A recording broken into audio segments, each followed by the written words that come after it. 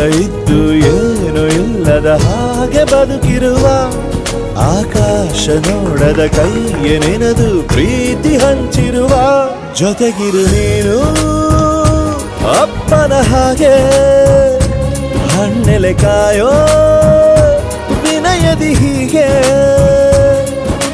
ನಿನ್ನನು ಪಡೆದ ನಾವು ಪುನೀತ ಬಾಳು ನಗು ನಗುತ್ತಾ ಬೊಂಬೆ ಹೇಳುತ್ತೈತೆ ಮತ್ತೆ ಹೇಳುತ್ತೈತೆ ನೀನೇ ರಾಜಕುಮಾರ.